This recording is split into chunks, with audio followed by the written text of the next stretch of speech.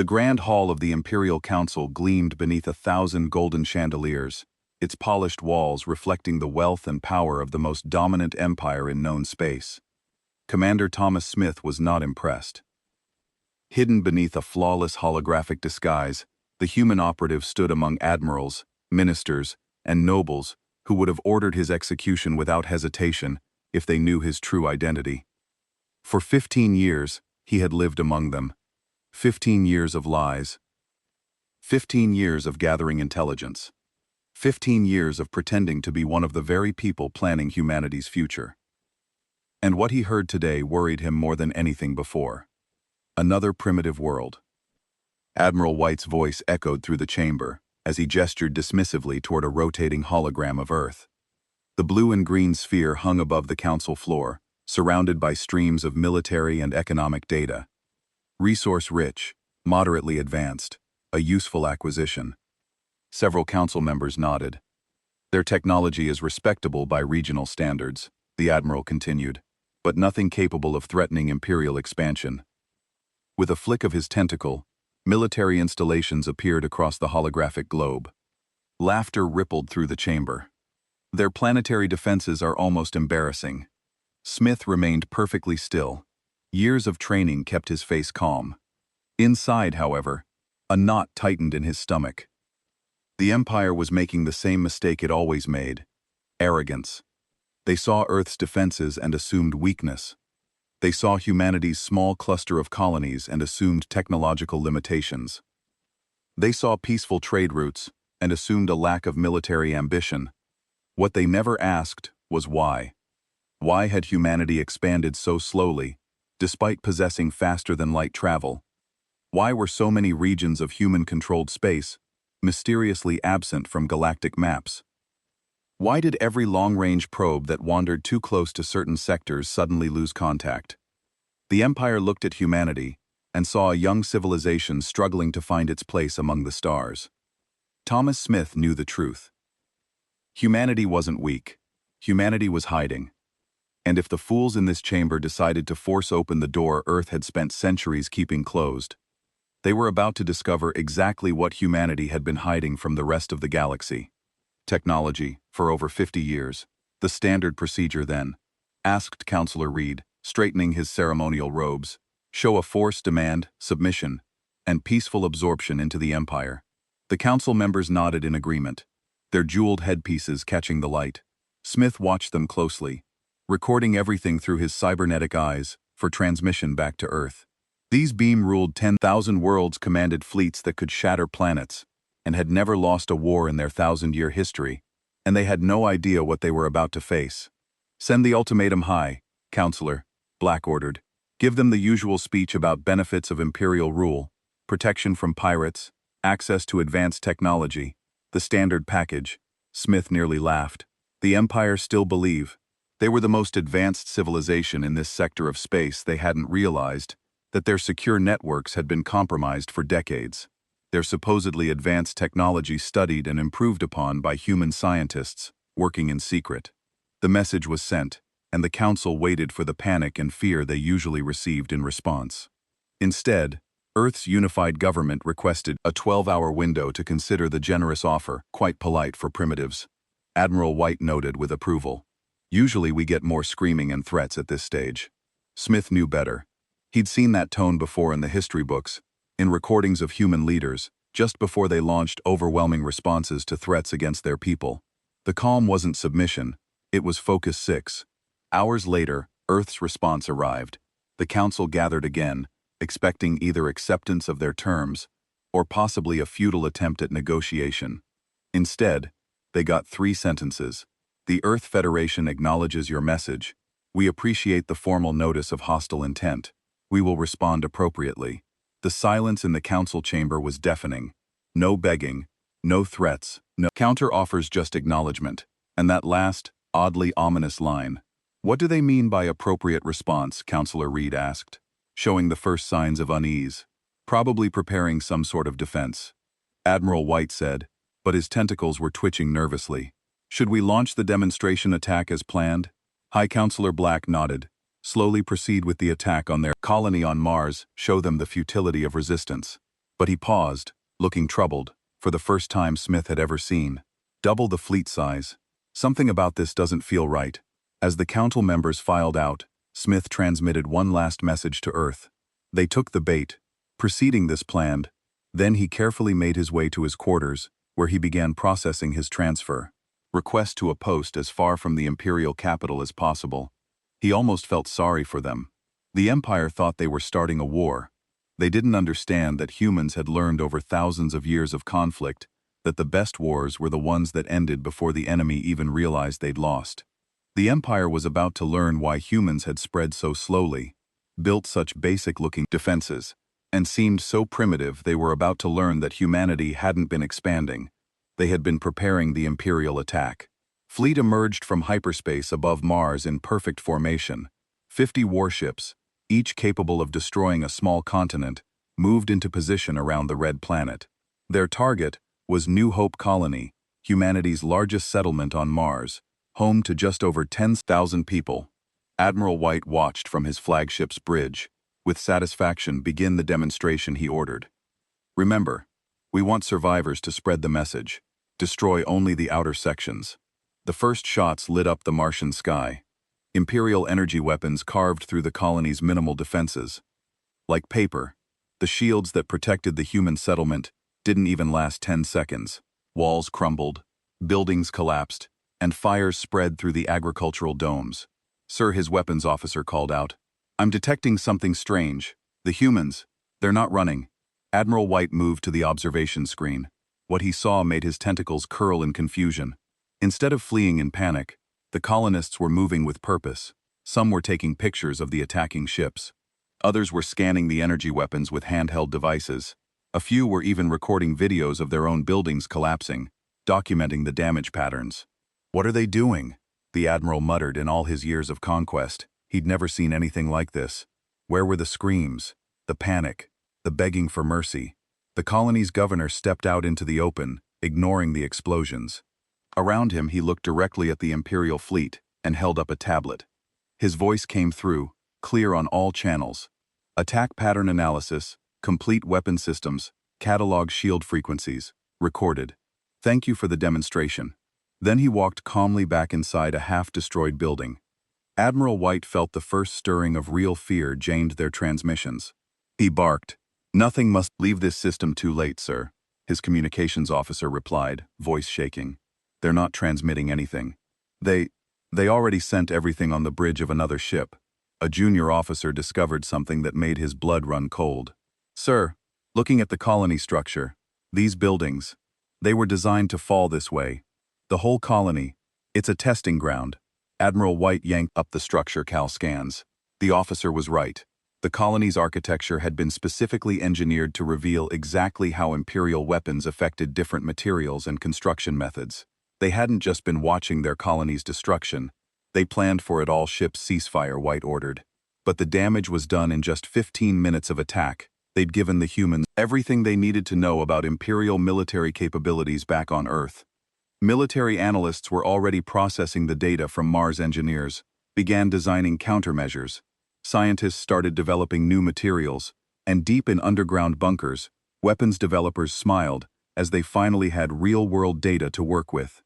The Empire had launched this attack to show their power. Instead, they'd walked right into humanity's trap. A message arrived from Earth's government demonstration. Received and analyzed. Thank you for your cooperation. You now have 24 hours to surrender unconditionally. Admiral White laughed nervously. At first, "They can't be serious. We just destroyed their colony, sir," his tactical officer interrupted. "I'm looking at the casualty reports. There were 10,000 registered colonists on Mars, and we only found 50 bodies. All of them were already terminal cancer patients who volunteered for this." The Admiral's tentacles went LMP. They hadn't attacked a colony. They'd attacked a stage, carefully set up to learn everything about Imperial military technology, and they'd fallen for it completely. As the fleet prepared to return to Imperial space, a young engineer made one final terrifying discovery. Every piece of debris from the colony contained microscopic robots. They were crawling over the Imperial ships, studying their construction, finding every weakness the Empire had thought. They were teaching humans a lesson about submission. Instead, Humanity had taught them something far more important. Never give your enemy a free weapons test. They just didn't know how expensive that lesson would be. Not yet. The Imperial Council chamber had never been so quiet. High Counselor Black read Earth's message for the fourth time, hoping the words would somehow change. You have 24 hours to unconditionally surrender and withdraw all forces. No extensions, no negotiations. This is ridiculous. Admiral White burst out his tentacles, twisting with rage. They lost a colony. We destroyed their buildings. Their defenses were nothing against our weapons, Commander. Smith stood quietly in his corner, still maintaining his alien disguise. He watched the Empire's leaders reacting exactly as Earth had predicted they would, with pride, anger, and complete blindness to the trap they were in. Perhaps, suggested Counselor Reed, we should show them what a real attack looks like. Not just one colony, but several. We have 500 ships ready to launch. The council members nodded in agreement. They began planning a massive assault, drawing up target lists and fleet movements. Only Smith noticed that the room computer displays were flickering slightly, just for a fraction of a second. Every few minutes above Earth, the human fleet sat motionless. Only 50 ships, all of them appearing to be simple defense vessels. The Empire's scouts reported, no movement, no weapons charging, no signs of preparation for war. This only made the Imperial leaders more confident. Look at them, Admiral White said, pointing to the scouts' footage. Their ships are tiny, no planet-cracking weapons, no fleet-killer bombs, not even decent shields. This will be the shortest war in Imperial history. Commander Smith finally spoke up. Sir, if I may ask, doesn't this seem strange? They know our capabilities. They saw our weapons. Why aren't they afraid? The room fell silent for a moment. Then High Counselor Black laughed. Because they're primitive. They don't understand what they're facing. Ready? The fleet. We'll show them what real power looks like. Smith nodded and quietly submitted his transfer request again, this time marking it as urgent. He knew what was coming. The Empire thought Earth's small fleet was their only defense. They hadn't realized that humanity's real weapons had been in place for years in orbit around Earth. The human ships remained still. Their crews worked calmly, monitoring screen and checking systems. There was no panic, no rushed preparations, no desperate last-minute plans. Everything had been ready for decades. Back in the council chamber, Admiral White was giving his final briefing. We'll hit them with everything. All 5 ships' maximum firepower. They'll surrender the moment we arrive, and if they don't, Smith asked quietly, then we'll destroy their fleet, crack their planet's crust, and make an example of them for any other worlds thinking of resistance.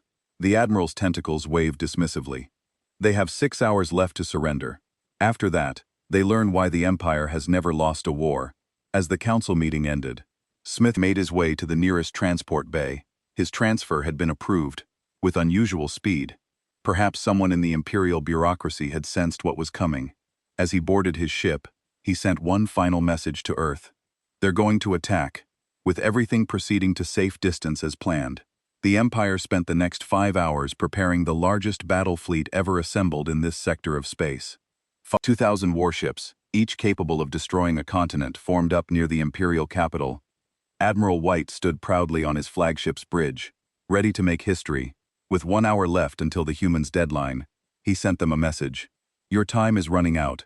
Surrender now, or face total destruction.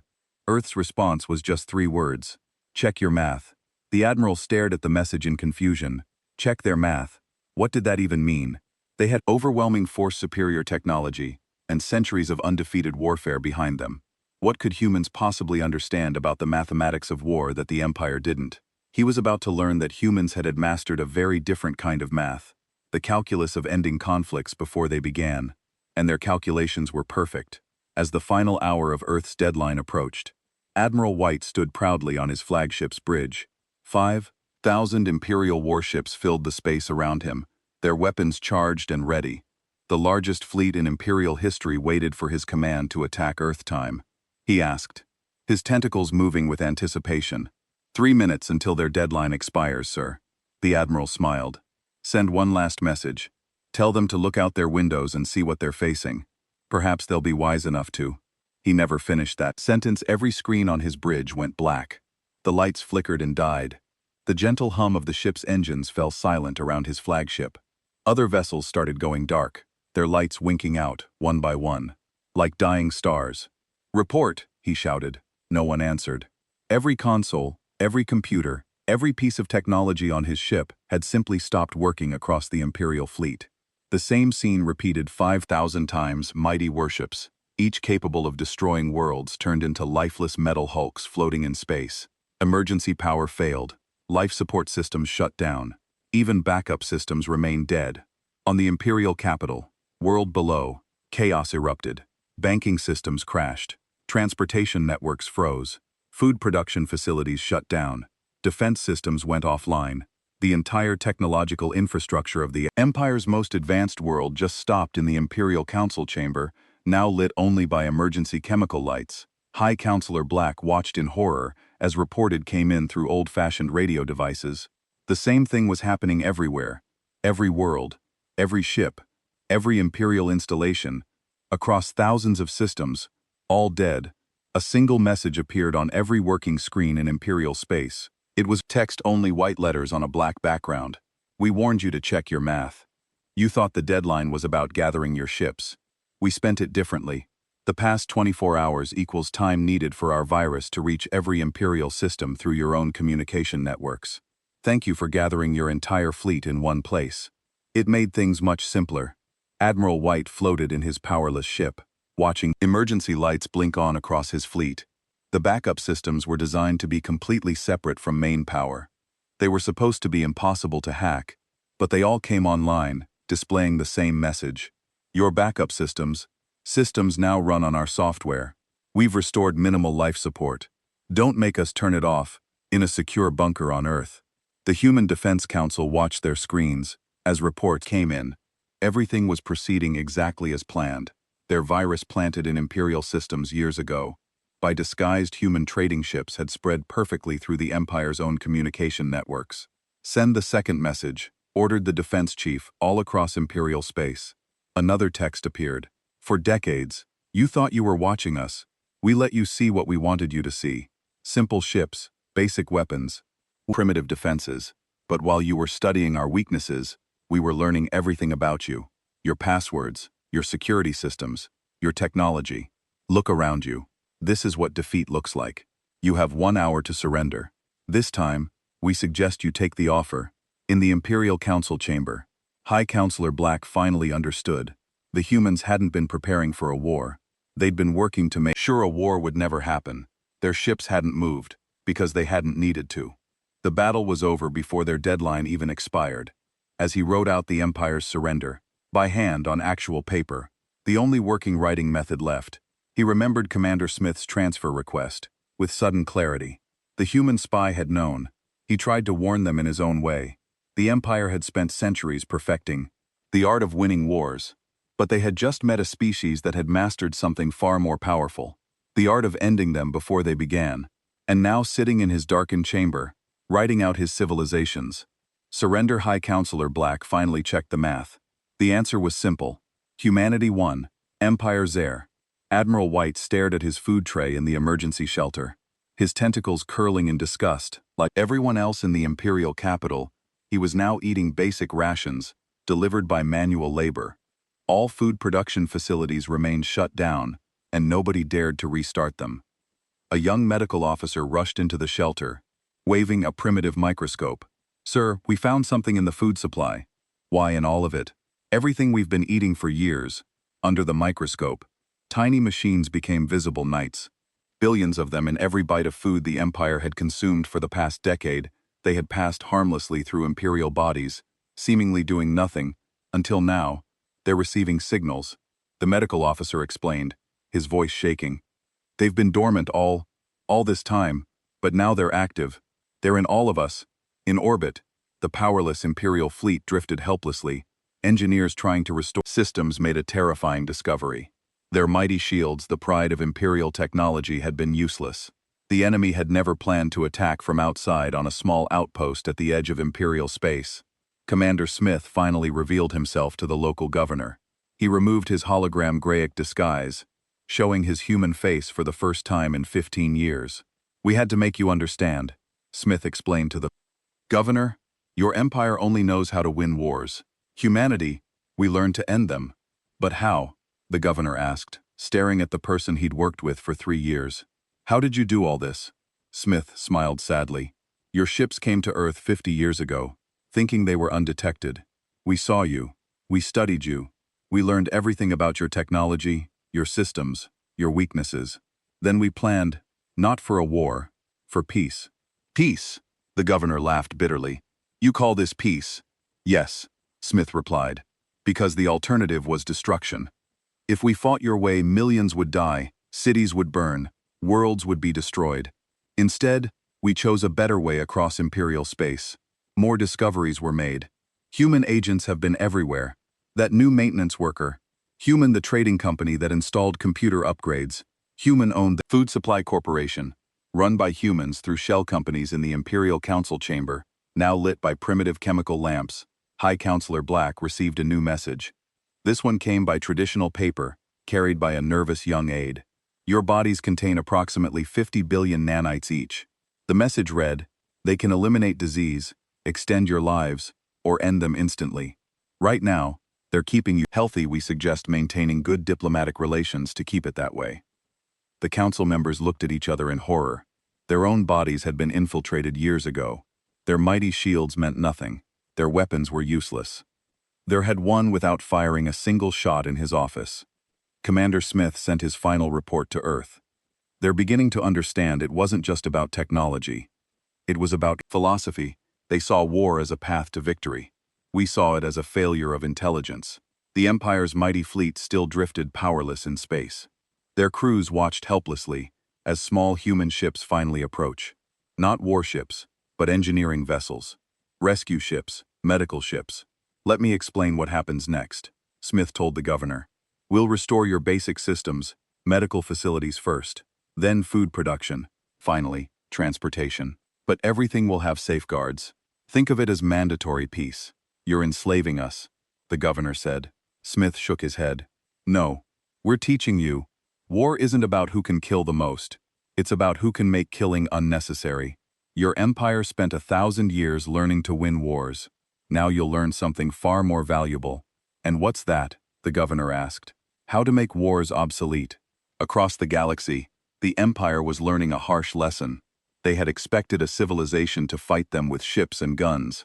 Instead, they got something far more terrifying, a species that had turned peace into the ultimate weapon.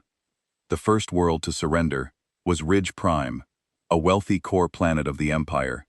They didn't surrender to a fleet of warships or an invading army.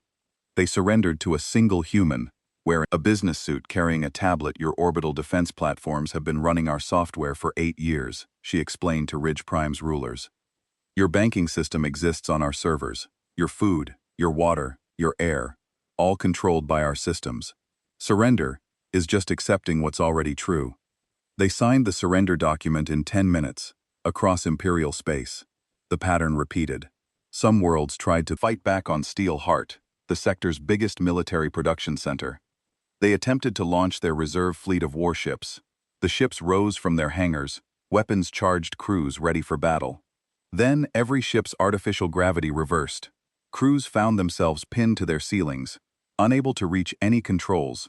Those shipyards, the human representative told Steelheart's military council, we built them through shell companies under different names. Every ship you've constructed in the last 5 years has our systems built into their course. Would you like us to turn the gravity back on? They surrendered within the hour. On the Imperial throne world, High Counselor Black watched his empire crumble, not through violence or destruction, but through the simple revelation of how complete human infiltration had been. Report, he commanded, using an old-style paper messaging system. The reports were all the same. Everywhere they looked, they found human influence. The company that supplied computer chips to their biggest weapons manufacturer. Human owned the corporation that maintained their communication networks, run by humans. Through proxies, the advanced AI that controlled their automated defense systems, designed by humans. How did we not see this? Black asked his advisory council. Commander Smith, now openly human, stood in the corner of the room. You saw exactly what we wanted you to see. A primitive species, barely able to manage interstellar flight. You never wondered why we didn't expand faster, build bigger ships, develop stronger weapons. You thought we couldn't. The truth is, we didn't need to. Some worlds try to resist through traditional means. The fortress world of Iron Shield activated its planetary defense system, the strongest in the sector. The governor smiled as the massive weapon platforms powered up. His smile faded as every platform turned and aimed at the planet's surface. An interesting choice came. The human message. Would you like to see what your own weapons can do to your cities, or would you prefer to surrender? They chose surrender. A few fanatics attempted to fight with purely mechanical weapons devices they thought couldn't be compromised. They learned that the humans had planned for this too. Their bullets contained traceable metals, manufactured in human-controlled factories. Their explosive powder had been chemically altered to lose potency. After a specific time in the Imperial Council chamber, Black received the final count out of 10,000 worlds. 9,000 had surrendered without any resistance. Once they understood the situation, 999 others had attempted some form of resistance, only to discover that their means of fighting had been compromised years or decades ago. Only one world was still holding out, the Imperial capital itself. Why? Black asked Smith. Why go to all this trouble? You could have destroyed us years ago. Smith walked to the window, looking out at the powerless city. Because that's the difference between you and us. You think victory means destroying your enemy. We think victory means making sure there never has to be a fight. A message arrived from Earth. Your empire is gone. Not burned, not destroyed, but transformed. You have 1 hour to surrender the capital world, or we can demonstrate what else those knights in your bodies can do. Black looked at his trembling hands, imagining the billions of microscopic machines flowing through his veins. Machines that had been there for years, waiting. Watching the Empire had lost its final war. Not through combat, but through preparation. Not through destruction, but through infiltration. They had finally met an enemy that didn't believe in fighting wars.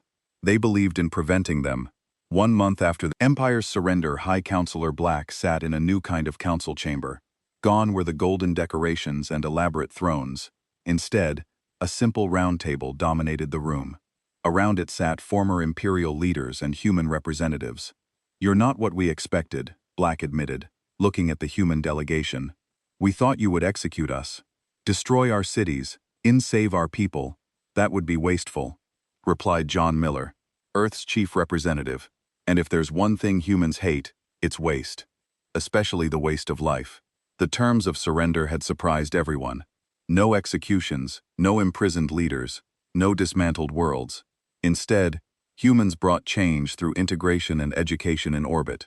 The once mighty Imperial fleet was being reactivated, but not as warships. Engineering teams were converting them into exploration vessels, research ships, and transportation craft. Your empire spent its resources building weapons, Miller explained, displaying holographic charts. We'll teach you to build tools instead. Your ships once cracked. Planets now. They'll help terraform dead worlds into garden worlds. Commander Smith, now working openly as a human Leeson, walked through the Imperial capital streets. Where there had once been military parades, he now saw schools being built. Former weapons factories were being converted into medical research facilities. The hardest part for them to understand, Smith wrote in his final report to Earth, wasn't our technology, it was our philosophy. They kept waiting for the punishment, the revenge, the cruelty. They couldn't grasp that preventing war was more important to us than winning them. In the new council chamber, Miller continued the integration. Briefing, those knights in your bodies, they're not just weapons, they're medical tools. They can cure diseases, repair injuries, extend your lifespans. All they needed was the right activation signal. Black touched his chest, feeling different now about the machines in his blood. And if we try to fight back, then they become weapons again, Miller said simply. But we're betting you're smart enough to choose a better path across the former empire. Change was spreading. Humans shared their technology openly now, but with built-in safeguards, they taught the art of prevention, the science of avoiding conflict, the mathematics of peace. Some called it enslavement, others called it enlightenment. In the end, most called it survival. Here's what you never understood about humans, Smith told a group of former Imperial military officers. We don't avoid war because we're weak. We avoid it because we're strong enough to find better solutions. Your empire spent 1,000 years learning to win wars. We spent that time learning to make them unnecessary. In Earth's Central Command, The Defense Council reviewed the final statistics. Imperial worlds converted to peaceful production. 1,000 lives lost in the transition. 0 shots fired, 0 planets destroyed, 0 years of infiltration required. 50 cost and resources, compared to traditional war, 1%. The perfect war, the defense chief noted, is the one that never happens 1 year after the surrender. High Counselor Black stood before the new Galactic Council. Humans and former Imperials sat together planning the future of their shared space. "I finally understand," Black announced. "We thought we were the most advanced civilization, because we could destroy anything but you. You were advanced enough to take over everything, without destroying anything. That's true power." Miller smiled. "No, that's true civilization.